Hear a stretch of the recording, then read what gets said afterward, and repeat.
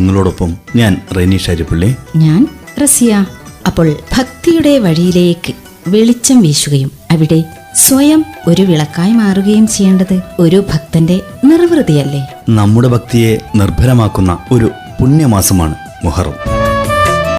അൽഹംദുലില്ലാഹി റബ്ബിൽ ആലമീൻ, സ്വലാത്തു വസ്സലാമു അലാ സയ്യിദിനാ മുഹമ്മദിൻ വഅലാ ആലിഹി വസഹ്ബിഹി അജ്മഈൻ, അമ്മാ ബഅദ്.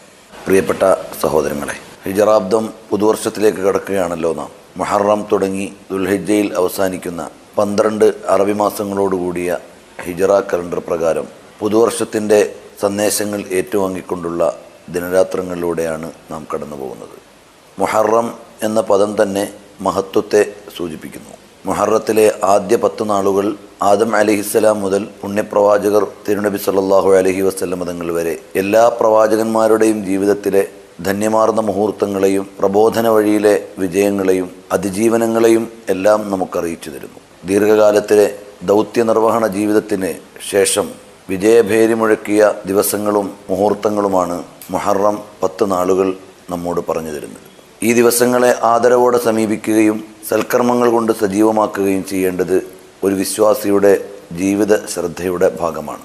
വിശേഷിച്ചും മുഹറം 9ഉം 10ഉം നബി സല്ലല്ലാഹു അലൈഹി വസല്ലം തങ്ങൾ ജീവിതത്തിൽ പ്രയോഗിക്കുകയും നമ്മെ പ്രോത്സാഹിപ്പിക്കുകയും ചെയ്ത 2 നോമ്പുകൾ ഉൾക്കൊള്ളുന്നതാണ്.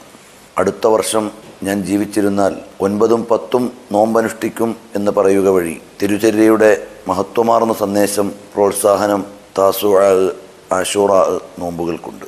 ആ ദിവസങ്ങളിൽ നോമ്പനുഷ്ഠിക്കുകയും അള്ളാഹുവിലേക്ക് കൂടുതൽ സൽക്കർമ്മങ്ങൾ ചെയ്ത് സാമീപ്യം നേടുകയും ചെയ്യാൻ ഓരോ സഹോദരങ്ങളും ശ്രദ്ധിക്കണം. ഒരു വർഷത്തിൻ്റെ ആരംഭം നന്മയോടുകൂടിയാകുമ്പോൾ ആ വർഷം മുഴുവനും അനുഗ്രഹപൂർണമാകാൻ അത് കാരണമാകും.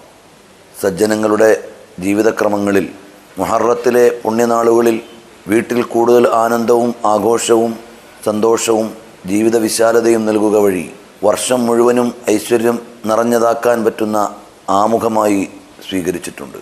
സമൂഹത്തെ അതിലേക്ക് പ്രോത്സാഹിപ്പിക്കുകയും ചെയ്തു. അല്ലാഹു സുബ്ഹാനഹു വ തആല എല്ലാത്തിലും ചിലതിനേക്കാൾ മഹത്വപ്പെടുത്തി. ചില മാസങ്ങളെ മറ്റു മാസങ്ങളെക്കാൾ, ചില ദിവസങ്ങളെ മറ്റു ദിവസങ്ങളെക്കാൾ, ചില സ്ഥലങ്ങളെ മറ്റു സ്ഥലങ്ങളെക്കാൾ, ചില കാലങ്ങളെ മറ്റു ചില കാലങ്ങളെക്കാൾ, വ്യക്തികളെ മറ്റു ചിലരേക്കാൾ, അങ്ങനെ ഏതിലും പവിത്രതയുള്ളതും പവിത്രതയുള്ളവരെയും അല്ലാഹു തആല നിശ്ചയിച്ച് നിർണയിച്ചിട്ടുണ്ട്. പ്രവാചകൻ മൂസാ നബി അലൈഹിസ്സലാമിനെയും അനുയായികളെയും ഫറോവയിൽ നിന്ന് രക്ഷിച്ച ദിനമെന്ന നിലയ്ക്കാണ് വിശ്വാസികൾ ഇതിനെ പ്രാധാന്യത്തോടെ വീക്ഷിക്കുന്നത്. അത് മാത്രമല്ല, ചരിത്രത്തിലെ കർബല സംഭവങ്ങളും പ്രവാചക പൗത്രൻ ഹുസൈൻ അവറുകൾ രക്തസാക്ഷ്യം വഹിച്ച ദിനവും കൂടിയാണല്ലോ മുഹറം. അതെ, ആശുറാഹിലെ പ്രത്യേക കർമ്മങ്ങളുണ്ടല്ലോ. ആ ദിനത്തിൽ പ്രത്യേകം കൽപ്പിക്കപ്പെട്ട പ്രഥമ കാര്യമാണല്ലോ വ്രതാനുഷ്ഠാനം. അതെ, അംർ ഇബ്നുൽ അസ്വയിൽ നിന്ന് അബൂ മൂസ അൽ മദീനി ഉദ്ധരിച്ച ഹദീസിലെ മുഹമ്മദ് നബി സല്ലല്ലാഹു അലൈഹി വസല്ലം ഇങ്ങനെ പറയുന്നുണ്ട്: ആശുറാഹിന്റെ നോമ്പ് ഒരു വർഷത്തെ നോമ്പിന് തുല്യമാണ്. ആശുറാഹ് ദിനത്തിലെ ദാനം ഒരു വർഷത്തെ ദാനങ്ങൾക്കും തുല്യമാണ്. അതെ, നിരവധി സംഭവങ്ങൾക്ക് സാക്ഷ്യം വഹിച്ച ദിനമാണല്ലോ മുഹറം 10. അതെ, ആദം നബി മുതൽ മുഹമ്മദ് നബി വരെയുള്ള ചില നബിമാരുടെയും ജീവിതത്തിലെ അവിസ്മരണീയമായ സംഭവങ്ങൾക്ക് അള്ളാഹു തിരഞ്ഞെടുത്ത ദിവസം കൂടിയാണ് മുഹറം. അതെ, നോഹ് നബി, ഇബ്രാഹിം നബി, യൂസഫ് നബി, യാക്കോബ് നബി, മൂസാ നബി, അയ്യൂബ് നബി, യൂനസ് നബി, ഈസാ നബി തുടങ്ങിയ നബിമാരെ വിവിധ പരീക്ഷണങ്ങളിൽ നിന്നും ശത്രുശല്യങ്ങളിൽ നിന്നും മറ്റും രക്ഷപ്പെടുത്തിയ ദിവസം കൂടിയാണ് മുഹറം. തീർച്ചയായും വേദനിക്കുന്ന ഹൃദയത്തോടെ അള്ളാഹുവിലേക്ക് കൈകൾ ഉയർത്തിയ പലർക്കും പൂർണ്ണ സംതൃപ്തി നൽകുന്ന മറുപടികൾ മുഹറം 10 നാഥൻ നൽകുമെന്നാണ് വിശ്വാസം. മനുഷ്യോൽപത്തി മുതൽക്ക് അന്ത്യപ്രവാചകർ മുഹമ്മദ് നബി വരെയുള്ള ലക്ഷക്കണക്കിന് വരുന്ന അമ്പിയാക്കൾക്ക് വലിയ വിജയങ്ങൾ നൽകിയ ദിവസമാണല്ലോ മുഹറം. അതുകൊണ്ട് തന്നെയാണ് മുഹറം മാസത്തിനെ വിശ്വാസികൾ വലിയ പ്രാധാന്യത്തോടെ കാണുന്നതും. അതെ, ഇസ്ലാമിക കലണ്ടറായ ഹിജ്റ കലണ്ടറിന്റെ ആദ്യ മാസമായതുകൊണ്ട് തന്നെ ഓരോ വിശ്വാസിയും തന്റെ ജീവിതയാത്രയിൽ കൊഴിഞ്ഞുപോയ ഒരു വർഷത്തിലെ പോരായ്മ വിലയിരുത്തി തെറ്റുകളിൽ നിന്ന് അകലാനും മരണത്തിനു വേണ്ടി സൽപ്രവർത്തനങ്ങൾ ചെയ്തുകൊണ്ട് ഒരുങ്ങാനുമുള്ള സമയമായാണ് പുതുവർഷ പുലരിയെ വിശ്വാസികൾ കാണുന്നത്. അതെ, ഇസ്ലാമിക കലണ്ടറിലെ പുതുവർഷ പുലരി തന്നെയാണ് മുഹറം. അപ്പോൾ ഈ പുതുവർഷ ദിനങ്ങളിൽ ആഘോഷങ്ങളിലൂടെ ജീവിതവും ലക്ഷ്യവും മറന്നാകരുത് പ്രവർത്തനങ്ങൾ ചെയ്യേണ്ടത്.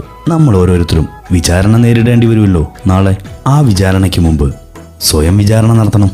അതെ, പ്രവാചകാധിപത്യത്തിന്റെ പാഠവും ഇത് തന്നെയാണല്ലോ.